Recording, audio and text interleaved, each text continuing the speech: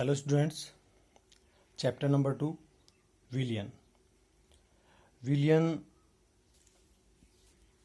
दो या दो से अधिक पदार्थों का समांगी मिश्रण विलयन कहलाता है। समांगी मिश्रण से तात्पर्य है संगठन एक समान होता है। दो पदार्थों से मिलकर बना विलयन द्विअंगी विलयन होता है। द्विअंगी विलयन से तात्पर्य है दो अवयव उपस्थित होते हैं, जैसे पानी में नमक को ऐड कर दिया जाता है, मिला दिया जाता है, तो वह द्विअंगी विलयन कहलाता है। इसी प्रकार से यदि तीन अवयव होते हैं तो उसे त्रिअंगी विलयन कहते हैं। जैसे पानी में नमक और चीनी दो अवयव और मिला देते हैं तो यह त्रिअंगी विलयन हो जाता है। तीन से अधिक पदार्थों से मिलकर बना विलयन बहुअंगी विलयन कहलाता है। इसमें अवयव की संख्या तीन से अधिक हो सकती है। विलयन विलायक और विलेय से मिलकर के बना होता है। विलायक वो होता है जिसकी विलयन में अधिक मात्रा होती है और विलेय वह होता है जिसकी विलयन में कम मात्रा होती है। जैसे नमक का विलयन में नमक विलेय होता है और पानी विलायक होता है। हम विलयन के गुणों की बात करते हैं। विलयन की प्रावस्था का मान एक होता है, क्योंकि संगठन एक समान होता है, इसलिए प्रावस्था का मान एक होगा। विलेय के कणों का आकार 10⁻⁷ से 10⁻8 सेंटीमीटर का होता है। विलयन के घटकों को भौतिक विधियों द्वारा पृथक नहीं किया जा सकता। विलयन के गुणधर्म इनके घटकों के गुणधर्म होते हैं। फिर हम विलयन के प्रकार की बात करते हैं। विलयन के प्रकार में विलेय की मात्रा के आधार पर विलयन के प्रकार, जिसमें असंतृप्त विलयन। असंतृप्त विलयन क्या होता है? वह विलयन जिसमें उसी ताप पर विलेय की और अधिक मात्रा को घोला जा सकता है। मतलब यहाँ पे जो टेम्परेचर हमने फिक्स रखा है, उसी टेम्परेचर पे, उसी तापमान पे विलेय की और अधिक मात्रा घोल सकते हैं। अर्थात यहाँ पर विलेयता गुणनफल, जिसे KSP के द्वारा लिखा जाता है, का मान धनायन की सांद्रता और ऋणायन की सांद्रता से अधिक होता है। इसके बाद हम संतृप्त विलयन की बात करते हैं। संतृप्त विलयन की बात करते हैं और संतृप्त विलयन में KSP का मान धनायन और ऋणायन दोनों की सांद्रता के बराबर होता है। तो वह विलयन जिसमें उसी ताप पर विलेय पदार्थ और अधिक मात्रा में नहीं घोला जा सकता। तो इस तापमान पर, जो तापमान नियत रखा गया है, उस पर और अधिक मात्रा विलेय की नहीं घोली जा सकती। अर्थात ये KSP इन धनायन और ऋणायन की सांद्रताओं के बराबर होता है। अति संतृप्त विलयन वह विलयन जिसके ताप में वृद्धि करने पर और अधिक विलेय पदार्थ को घोला जाता है, अति संतृप्त विलयन कहलाता है। तो संतृप्त विलयन जो होता है उसमें उसका ताप बढ़ा करके और विलेय की मात्रा को घोल सकते हैं, वो अति संतृप्त विलयन होता है, जिसमें KSP का मान धनायन व ऋणायन की सांद्रता से कम होता है। तो KSP is less than A+ व B- आयनों की जो कंसंट्रेशन है। नंबर 2, यहाँ पे विलयन की भौतिक अवस्था के आधार पर हम विलयन के प्रकार की बात करते हैं। इसमें हम विलयनों के प्रकार को लेंगे, जिसमें गैसीय विलयन, द्रव विलयन और ठोस विलयन होगा। तो सबसे पहले हम इसमें गैसीय विलयन को लेते हैं। तो गैसीय विलयन में यहाँ पर विलायक है जिसकी मात्रा अधिक होती है, विलेय है जिसकी मात्रा कम होती है, और ये इसके उदाहरण हैं। तो विलायक गैस ज़्यादा मात्रा में है, विलेय गैस कम मात्रा में है। तो गैस और गैस का जो समांगी मिश्रण है वो यहाँ पर गैसीय विलयन हो गया। जैसे ऑक्सीजन और नाइट्रोजन दोनों का मिश्रण, ये इसका उदाहरण हो गया, गैस और गैस। विलायक यहाँ पर गैस जो ज़्यादा मात्रा में है, विलेय यहाँ पर गैस जो कम मात्रा में है। तो ऑक्सीजन यहाँ पे ज़्यादा मात्रा में ले ली, नाइट्रोजन हमने यहाँ पर कम मात्रा में ले ली, और इस प्रकार से दोनों का जो मिश्रण है वो हो गया गैसीय विलयन। इसी प्रकार से हम गैस में द्रव को मिक्स करते हैं, मिलाते हैं। द्रव यहाँ पे कुछ कम मात्रा में है, तो ये जलवाष्प का वायु में मिश्रण हो गया। जलवाष्प का वायु में मिश्रण, वायु यहाँ पे ज़्यादा है गैस, और जलवाष्प जो कि कम मात्रा में है, ये द्रव हो गया। तो इस प्रकार से ये भी गैसीय विलयन हो गया। फिर गैस और ठोस की बात करते हैं। जैसे गैसों में ठोस के कण, तो ठोस का गैसों में ऊर्ध्वपातन लिया जा सकता है। तो ये गैसीय विलयन के मुख्य भाग हो गए। अब हम द्रव विलयन की बात करते हैं, जिसमें द्रव विलायक है और गैस विलेय है। तो इसमें पानी में ऑक्सीजन मिली हुई होती है, तो ऑक्सीजन की मात्रा यहाँ पर कम होती है जबकि पानी ज़्यादा होता है।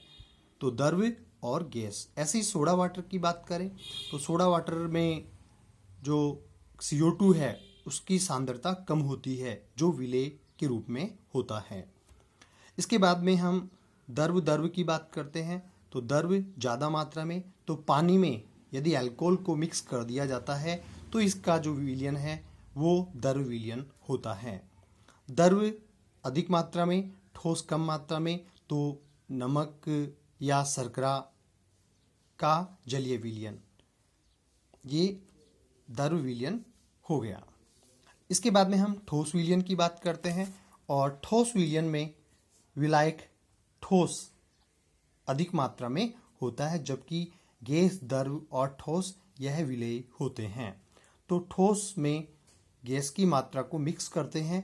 जैसे पैलेडियम धातु यहाँ पर ठोस के रूप में है। हाइड्रोजन इसकी सतह पर अधिशोषित होता है, तो हाइड्रोजन की सांद्रता यहाँ पे कम है, जबकि ठोस पैलेडियम यह अपने आप में अधिक होता है। तो पैलेडियम द्वारा हाइड्रोजन का अधिशोषण इसका उदाहरण हो गया। ऐसे ही फिर हम ठोस द्रव की बात करते हैं। ठोस जैसे Hg और Hg प्लस सोडियम यहाँ पर ठोस के रूप में, Hg यहाँ पे द्रव के रूप में है, मरकरी पारा जिसे बोलते हैं। तो ये मिलकर के सोडियम अमलगम का निर्माण करते हैं। ठोस में ठोस मिक्स करते हैं, तो ठोस में ठोस मिक्स करने पर मिश्र धातुओं का निर्माण होता है। जैसे सोने में चांदी को मिक्स कर दिया या तांबे को मिक्स कर दिया, तो इस प्रकार से जो गोल्ड स्मिथ होता है वो इनको मिला करके और मिश्र धातुओं के द्वारा आभूषणों का निर्माण करता है। इसके पश्चात हम लेते हैं विलयनों की सांद्रता। विलयनों की सांद्रता क्या होती है? तो विलयनों की सांद्रता में सबसे पहले हम द्रव्यमान प्रतिशत को लेते हैं। द्रव्यमान प्रतिशत को हम W/W के द्वारा लिखते हैं। तो यहाँ पे W/W परसेंटेज से क्या तात्पर्य है? यहाँ पे ये जो W है ऊपर वाला, ये विलेय को शो करता है, जबकि यहाँ पर नीचे वाला जो W है वह विलयन की जो कुल मात्रा है उसको शो करता है, और ये दोनों ही भार के रूप में उपस्थित होती है। तो द्रव्यमान प्रतिशत WB/WA प्लस WB गुणा 100। WB यहाँ पे है विलेय का ग्राम में द्रव्यमान। ऐसे ही फिर WA विलायक का ग्राम में द्रव्यमान, और दोनों मिला करके WA प्लस WB विलयन का ग्राम में द्रव्यमान होता है। तो इस प्रकार से WB विलेय का ग्राम में द्रव्यमान बट्टा विलयन का ग्राम में द्रव्यमान गुणा 100, ये इसका फॉर्मूला है द्रव्यमान प्रतिशत निकालने का। इसके बाद में हम आयतन प्रतिशत की बात करते हैं। आयतन प्रतिशत को हम V/V के रूप में प्रदर्शित करते हैं। तो किसी विलेय पदार्थ के आयतन भागों की वह संख्या, विलेय पदार्थ के आयतन भागों की वह संख्या जो किसी विलयन के 100 आयतन भागों में घुली हुई होती है। तो यहाँ पर आयतन प्रतिशत VB/VA प्लस VB गुणा 100। तो VB यहाँ पर विलेय का आयतन हो गया ml में, और वीए यहाँ पे विलयन का आयतन विलायक का आयतन और वीए प्लस वीबी दोनों मिलाकर के विलयन का आयतन हो जाता है। तो इन दोनों में समानता क्या है, यहाँ पर W के स्थान पर V है, तो यहाँ पे WB upon WA plus WB और यहाँ पे VB upon VA plus VB into 100 तो इन दोनों में ये समानता होती है। इसके बाद में नंबर 3 हम द्रव्यमान आयतन प्रतिशत को लेते हैं। द्रव्यमान आयतन प्रतिशत में W यहाँ पे ग्राम में मात्रा होगी, जबकि विलयन आयतन के रूप में है जिसे हम ml के रूप में प्रदर्शित करते हैं। तो किसी विलयन के 100 ml में उपस्थित विलेय की ग्राम में मात्रा उस विलयन की द्रव्यमान आयतन प्रतिशतता कहलाती है। तो WB अपॉन आयतन सॉल्यूशन का विलयन का आयतन ml में गुणा 100, तो इस प्रकार से हम द्रव्यमान आयतन प्रतिशतता को निकालते हैं। इसके पश्चात हम ppm की बात करते हैं। ppm का मतलब है पार्ट पर मिलियन, पार्ट प्रति मिलियन। तो पार्ट प्रति मिलियन इसका उपयोग जब विलयन में विलेय पदार्थ की मात्रा बहुत कम होती है अशुद्धि के रूप में, तो इसे लिखा जाता है। तो किसी विलेय पदार्थ के भार भागों की वह संख्या जो किसी विलयन के 10⁶ 1 मिलियन भार भागों में उपस्थित हो, उसे हम पार्ट्स पर मिलियन कहते हैं। पार्ट्स पर मिलियन इक्वल टू विलेय पदार्थ का द्रव्यमान WB अपॉन विलयन का द्रव्यमान, जिसे हम WA प्लस WB के रूप में लिखते हैं, गुणा 10⁶। तो ये हो गया पार्ट्स पर मिलियन। तो ये वैल्यू रख करके हम ppm का मान ज्ञात कर सकते हैं। वैल्यू हमें ये दी हुई होगी। इसमें विलेय पदार्थ की अत्यधिक कम मात्रा उपस्थित होती है। इसके बाद में हम मोल अंश, मोल भिन्न, मोल प्रभास की बात करते हैं, जिसे अक्स सिंबल के द्वारा लिखा जाता है। तो मोल अंश एक मिश्रण में किसी अवयव का मोल अंश, एक मिश्रण में किसी अवयव का मोल अंश उस अवयव के मोल और मिश्रण में उपस्थित कुल मोलों की संख्या के अनुपात को कहते हैं। तो अवयव के मोल अंश अवयव के मोलों की संख्या बटा मिश्रण में कुल मोलों की संख्या। मिश्रण में कुल मोल जो है उसकी संख्या नीचे आएगी, जबकि अवयव के मोल जिसकी बात की जा रही है वह ऊपर आएगी। तो विलयन में 2 अवयव होने पर मोल भिन्न की गणना करते हैं। जैसे किसी विलयन में एक A अवयव है और एक B अवयव है। A और B अवयव से एक विलयन बना हुआ है। अवयव एक की मोल भिन्न ज्ञात करने के लिए हम लिखेंगे अक्स A बराबर Na बटा Na प्लस Nb। यहाँ पर A अवयव के मोलों की संख्या बटा A व B के कुल मोलों की संख्या होगी। ऐसे ही अवयव B के मोल भी निकालनी है, तो अक्स B equal to Nb upon Na plus Nb। अक्स B इक्वल टू Nb ऊपर चला गया, यहाँ पे A ऊपर था, A अवयव की बात कर रहे थे, यहाँ पर B ऊपर है, B अवयव की बात कर रहे हैं, और ये कुल मोलों की संख्या हो गई। अब हम मोल भिन्नों के योग की बात करें तो मोल भिन्नों का योग सदैव 1 प्राप्त होता है। ये अवयव चाहे तो 2 हो, चाहे 3 हो, या फिर बहुअंगी विलयन क्यों ना हो, सदैव मोल भिन्नों का योग 1 प्राप्त होता है। नेक्स्ट, मोलरता। मोलरता को कैपिटल M के द्वारा रिप्रेजेंट किया जाता है। 1 लीटर विलयन में उपस्थित विलेय के मोलों की संख्या, 1 लीटर विलयन लिया जाता है, उसमें विलेय के मोल की संख्या कितनी है उसे हम उस विलयन की मोलरता कहते हैं।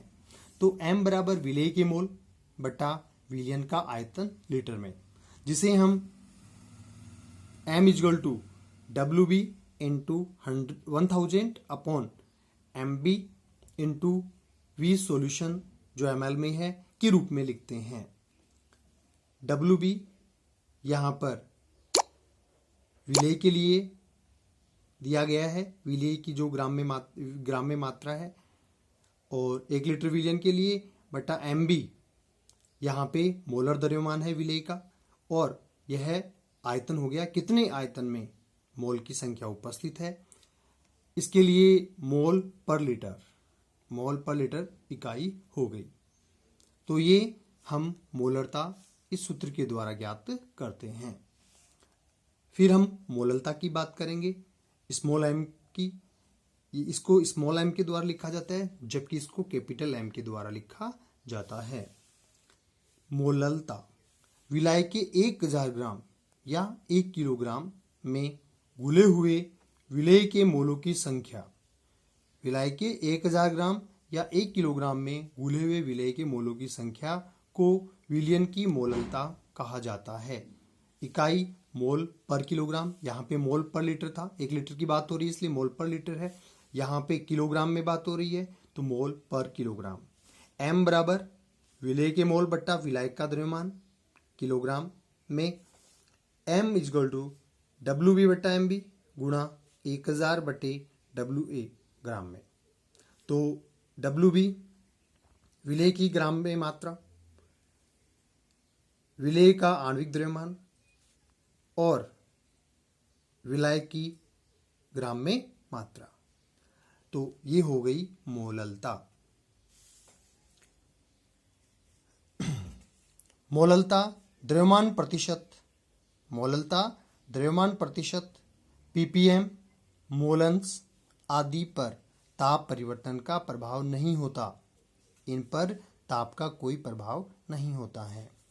मोलरता, नॉर्मलता, फॉर्मलता, आयतन प्रतिशत, द्रव्यमान आयतन प्रतिशत आदि ताप द्वारा प्रभावित होते हैं। इनके मान ताप बढ़ाने पर घटते हैं। इनके जो मान है वो ताप बढ़ाने पर घटेंगे।